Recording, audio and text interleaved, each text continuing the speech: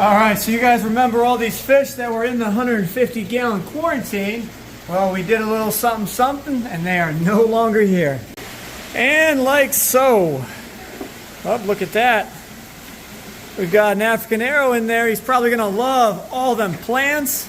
There is a buttload of shrimp in the bottom of these tanks, which I really don't know how they got in here, but I can imagine some of them got over from this tank through the pump over into this tank. But there is black little shrimp all over the bottom of this gravel, which I imagine the arowana will take care of. And there's ghost shrimp over in the bottom of this tank, which I am completely surprised that the electric eel does not, when he shocks, they don't kill the shrimp, but somehow they survive. All right, we've got one more. Look at that. Is that an albino sterlet sturgeon? Why, yes it is. And he should do wonders with all this string algae in here. He's actually going to decimate these plants in this tank, which that is okay. He can eat as much as he wants, but he is gonna look absolutely stunning on this black bottom. Both the sides and the back are painted black as well, so he should look really great in this tank. I do have to give this a quick gravel cleaning, but a little bit of effort and this tank will be looking back to its former glory with some awesome fish. All right, what's next? Here we go. We've got the Dorados. So I already moved the one Dorado into the tank. He is over here. And I actually pulled the flower horn back out of the 1,000 gallon. He was just being a little bit bullied around. You would think the flower horn would do the bullying, but no. He was a little too shy. He wasn't eating over here, so I pulled him back out. And we are gonna take this log out of the tank next and try and rework this 1,000 gallon as well. All right, while I have him up here, look at that eel. He kind of perched himself right on that log through a little tiny hole, and he's just sitting there suspended in the water column. It looks super cool. I thought it was something neat I could show you guys. But if we look over here, this has been just a few hours, and that sturgeon has already cleared up almost all of the hair algae, and he's just going to town. As you can see, the water's staying a bit murky because they're just going through all the gravel and eating all the plants up, which, you know, in enough time, this tank will be barren of all plants. But he is loving life.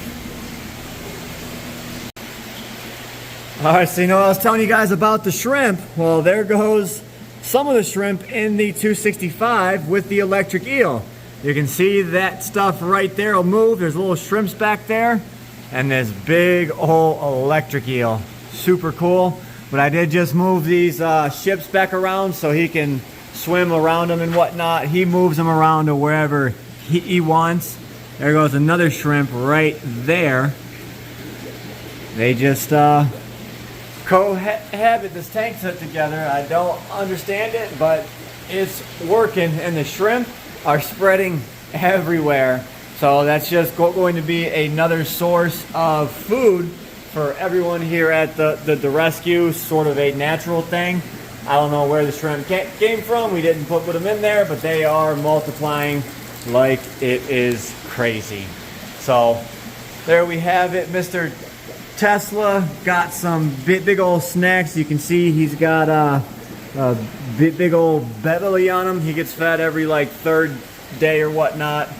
But I'm gonna continue cleaning out his tank, getting the rest of the stuff out of the bottom, because this is just stuff that he eats or poops out, and it just turns into like sand and gravel. There's snail shells in there.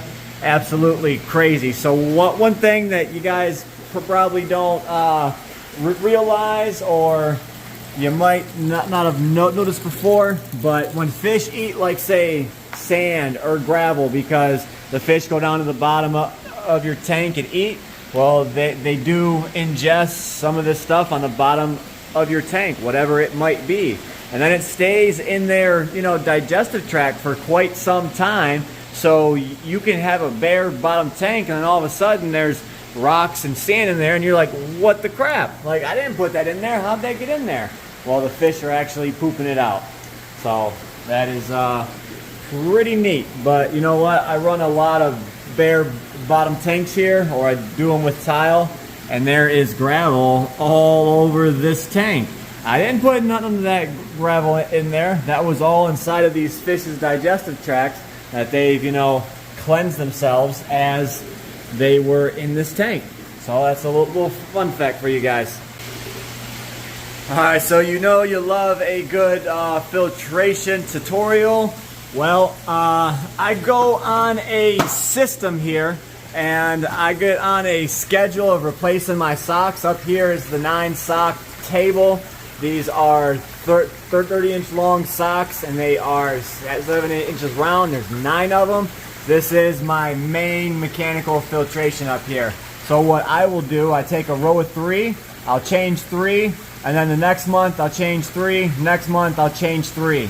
So it's always on a 3-month cycle that these socks get changed, but I'm changing a row every single month.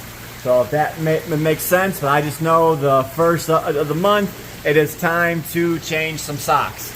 And I try and keep that consistent, and always keeps our water crystal clear. You always have to remember to clean your filters and whatnot. And we are getting ready to do our annual, you know, clean inside of the settling chamber. So what I'm going to have to do, shut the pumps off. I'm not going to take the pothos off the top. I'm just going to stick a pump down in the bottom of this tub, suck it all, stir it all up, and then suck it all out. And that'll get all the, probably about 6 inches of slough off the bottom of that settling chamber, and then we're good for another year. Same thing, same concept with the centipedes in the monster pond and the pond out back. Those centipedes will get filled up with dirt and whatnot, and you would have to clean them out about once a year. And then every 4 to 6 months, I go ahead and clean the other filters and whatnot. So each tank has its individual filtration. We've got that filter box up there. I'll clean that twice a year.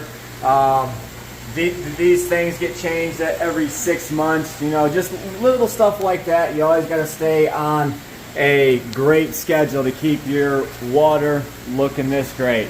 And even so, it's even harder keeping up with all the glass. I got to get back in here and scrub this with algae, because these beamwork lights grow algae like it is nothing. It's crazy. So we have a lot of fluorescent bulbs that we used to have on this tank, and we never had an algae problem whatsoever. Then we switched to LED, and now there's algae just everywhere. So we're gonna have to dial it in just a little bit more, but you know, taking a lot of the nutrients out of the water will definitely help with that. I'm going around and gravel cleaning pretty much everything that I can. We're gonna redo the tiles in this tank. I'm gonna go with the 1-foot tiles, because I never have problems with the 1-foot tiles coming up, but here the stingrays just tear them up. So we are going to redo this tank as well. Look at that sturgeon going to town on the plants. It just amazes me. And he's gone. He's hidden. Super cool. But as you guys can see, we're just going through, revamping pretty much every tank, redoing whatever we have to redo, make everything great again. The next tank we're going to do is this discus tank. We're actually going to take out all of these stringy plants. I forget the name off the top of my head. We're just going to leave all the Amazon swords and, you know, the green and red stuff. We're going to take all this grass out, maybe leave some of the grass against the back wall to try and open this tank up just a little bit and have it look a little bit better in there. My dad's been getting all the string algae out. There's still a bunch in there that he needs to work on, but slowly but surely everything is coming together. That African giraffe cat that we put in here recently from the 500 is doing great, starting to put on weight, so no complaints there whatsoever. Alright, I got to get this tank back up and rolling. I might bring the Amara over here and let him live over here, so I can then open this tank back up to quarantine, just keeping all the quarantine fish to this one side.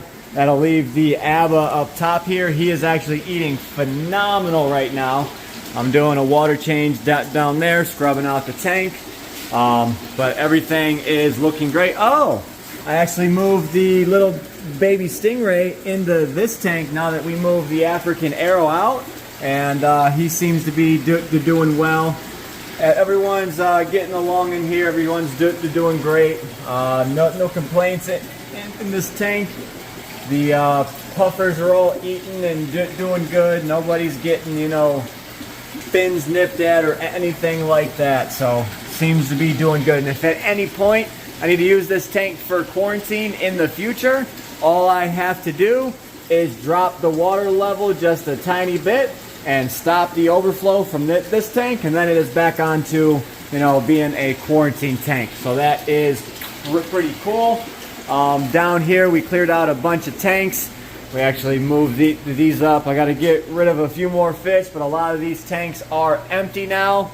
And then we just got the cichlids down here we're holding for Rick, but he hasn't come and picked them up yet.